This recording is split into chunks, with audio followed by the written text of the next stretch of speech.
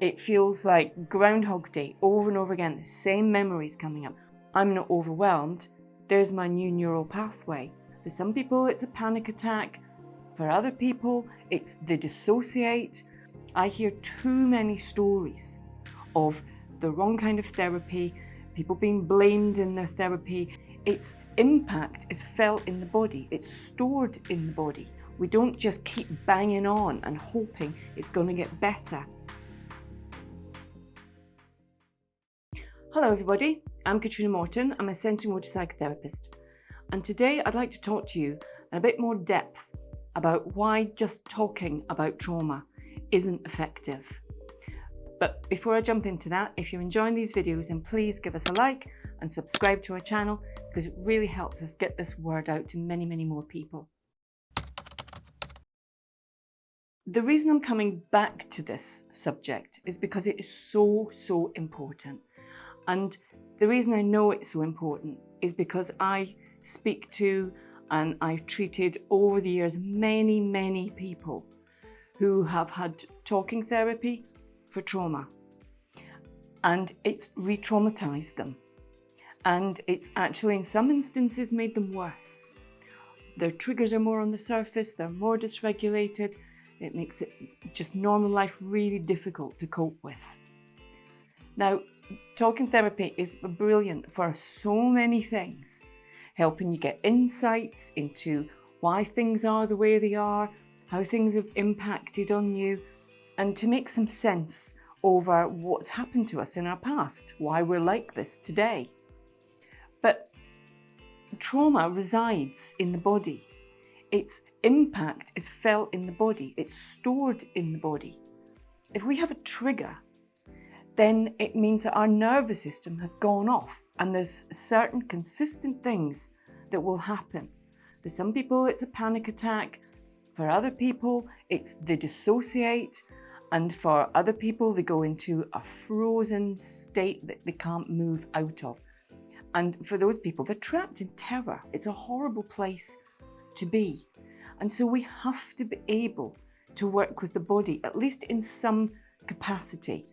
And I understand not everybody is trained in SE and in sensory motor work and all the other things that are really effective for helping the body to process and heal from trauma. But it is really vital that we do that. Otherwise, we're bringing stuff up that's really traumatizing, that's really dysregulating. And if we're only just talking about it, then we're getting ourselves into a cycle of being extremely overwhelmed. And there's not going to be an outcome for that. And for an awful lot of those people, what they'll find is it's very repetitive what they're going over in therapy.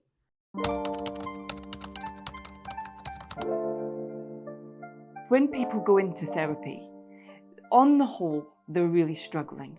Sometimes they feel like they're absolutely at their wits' end, but everybody's struggling. And when we go into therapy, we really want to know that the therapist knows what they're doing. Now, all therapists have to go through training, whatever their modality is. And so there is an expectation when people come to us that we know what we're doing, that they're in safe hands, that whatever comes up, we're going to, through our training and our expertise, that we're able to help them. We'll know exactly what to do, keep them safe and help them get better. Now, if your therapy isn't doing that, if your therapy doesn't feel like it's helping, then that can be a really difficult one. It's like, but my therapist knows what to do. And I take this really seriously because this is my profession. I really need to know that when people are vulnerable and they're safe, that they're going to a safe place. They're going to people who know what to do. Trauma is quite specific because it does affect the body. It's not rocket science, but there are particular things about trauma that are very different from people who suffer with depression, anxiety, all kinds of other things. Brilliant. Talking therapy can be fantastic for those things. But trauma, and what I mean by trauma, just to be really specific, it's anything that has been overwhelming to us in the moment. Anything that has felt life-threatening in the moment. Those things are traumatizing. They're too much for our body and our nervous system and our emotional system to cope with. And so something else has to click in. And that something else is part of our survival system. You know, we're well designed for this. Fight, flight, freeze. Our amygdala comes on and bam, we go into survival mode. And that will be the same, consistent, every single time that trauma is triggered. And traumas, because they're part of our survival system, they stay in the amygdala. They don't fade. And they're very reactive. Once they're activated, then they keep getting activated. And it feels like Groundhog Day over and over again, the same memories coming up or the same body experiences coming up. And we can't just talk our way and rationalize our way out of that.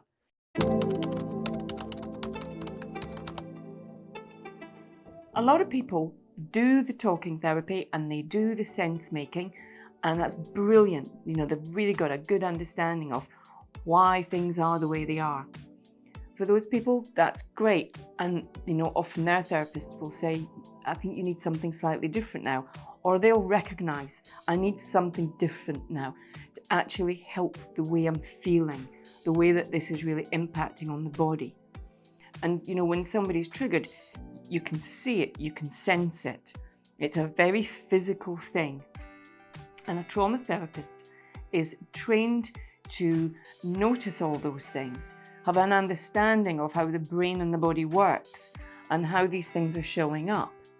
When someone is going into a freeze, for instance, sometimes they'll just look very, very still.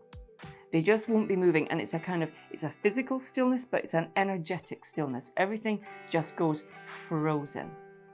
And if people aren't helped with that, well, how do I unfreeze? How does my body begin to do that? How can we slow that down and notice the first things that are coming up? Because if we can notice where it originates, when we slow it down, then we can stop it becoming this huge big freeze.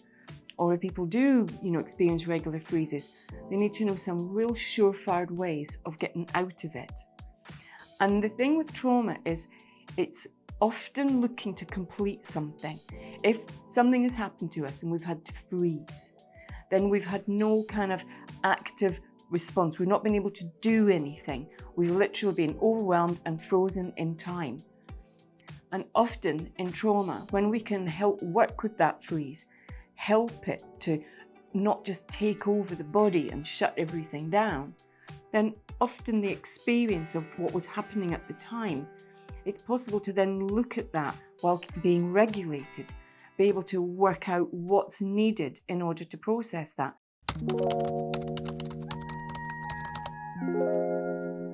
There may be some very specific things that the body needs to do, wants to do, and couldn't at the time.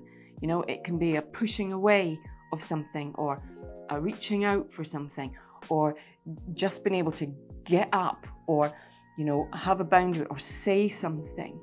But the body knows. And when we work with the body and listen to it and track it and follow it and really get a sense of what it's doing, it has such wisdom. It will tell its story, and it will give really big clues as to what it needs to do, what it's trying to do but couldn't. And in that way, we actually process the trauma. We have a different neural pathway instead of the well-trodden one that just goes, that's my trigger, this is what I do. We can have a new neural pathway. There's my trigger, I'm not overwhelmed, there's my new neural pathway. And those things make a massive, massive difference to trauma, because it really can feel like it's never ending, it's never going to stop. You know, it's just going to get worse. And it can be so life-limiting and debilitating for people who are living and breathing with PTSD, with trauma.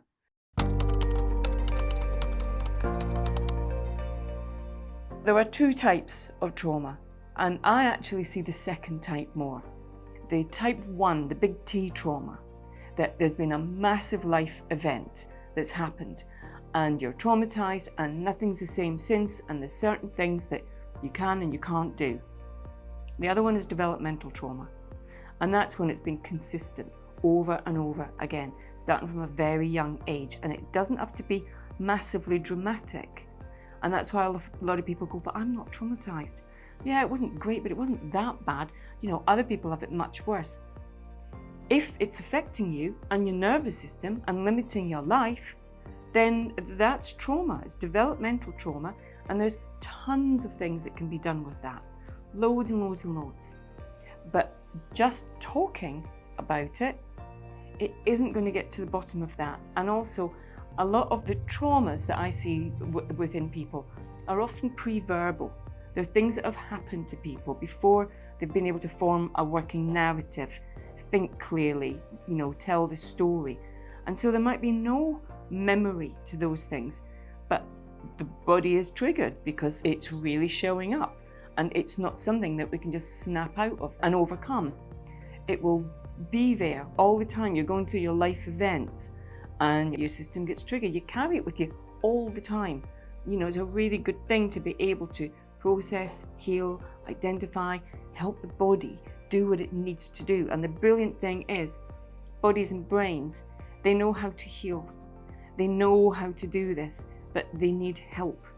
And we always need to have one foot in the past, in the triggered trauma experience, or maybe even just a little bit of it, and a big foot in the present, that today it's different and everything is different.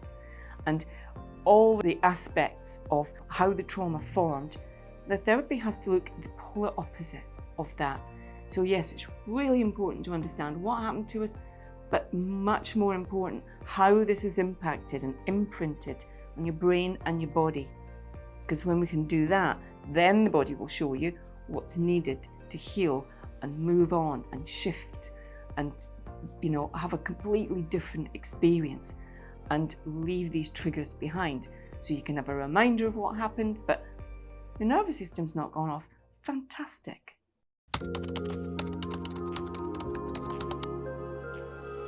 The reason that I'm talking about this again, I know I've covered it in, you know, bits and pieces in other videos, but it is so important. It's important to me, and it's important to all of you out there and all of the people who are struggling with trauma, that they get the right treatment. I hear too many stories of the wrong kind of therapy, people being blamed in their therapy, actually making them worse. I hear some pretty awful stories, and each one, it's like, oh my God, I feel terrible because this is my profession. We're supposed to be able to help people. You know, we've got to be on their path of the healing journey. Otherwise, what are we doing? And, you know, I'm not the right therapist for everyone, and I know that. You know, I always do a consultation, an assessment before I start working with someone. And if it's not gelling, if they're not getting what they need, then I'll help them find someone else that will work better with them. Or, you know, other things, other ways of working that really suit them and their body. We don't just keep banging on and hoping it's going to get better. We don't know everything. We're infallible, we're human. And if we have ego in there as well, then it's going to be really difficult for us to go, maybe this isn't right. Maybe what I'm doing isn't helping this person. And we have to be able to be honest with ourselves and have those conversations with ourselves and with other therapists. It's really important that we get it right, because people need to heal and process and live the lives that they want to live. Most people, when they come and see me, all they say is, I just want to do ordinary things. I just want my life back. It's like, of course you do. And that's what I want to help them with. I hope this helps make sense of things and just maybe helps give a little bit more depth about these things. Again, if you've enjoyed this video, please give us a like, subscribe to our channel, and I look forward to seeing you again very soon. Okay, bye.